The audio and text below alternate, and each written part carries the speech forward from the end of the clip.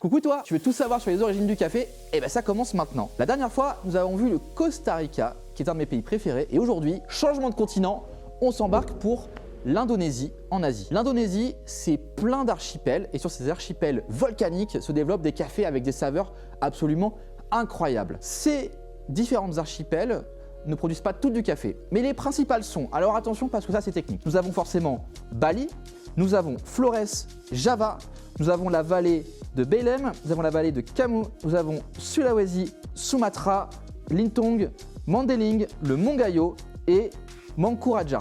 C'est absolument incroyable la diversité de paysages et d'endroits où produire du café en Indonésie. L'Indonésie produit des cafés qui sont souvent considérés très bons avec des fermentations un peu plus poussées, un peu plus maîtrisées. Donc c'est pour ça qu'aujourd'hui, de ma réserve personnelle, j'ai sorti et torréfié un café naturel anaérobique. Qu'est-ce que ça veut dire anaérobique? Ça veut dire qu'on a laissé le café fermenter dans un milieu clos, sans oxygène, en y ajoutant des petites levures. Ça va permettre au café de développer des saveurs encore plus puissantes, encore plus profondes. Et donc là, on a vraiment ce goût qui va vous rappeler le cola, qui va vous rappeler presque un peu le malabar. Donc on est sur quelque chose d'assez funky, d'assez enfantin, régressif, mais c'est tout simplement exceptionnel.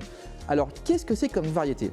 Là, nous sommes sur un mélange de deux variétés endémiques de l'Indonésie, à savoir de l'Andung Sari et du Sigarar Utang. Ces deux variétés, en fait, sont des mutations naturelles dues au sol de l'Indonésie. Ces deux cafés proviennent de l'île de Sumatra, donc ils vont avoir ce côté volcanique un poil plus oxydé que d'autres régions de l'île, mais qui donne, en plus de la fermentation, de ce côté cola et malabar, un côté, on va dire, très effervescent, presque perlant, comme on dirait dans le vin.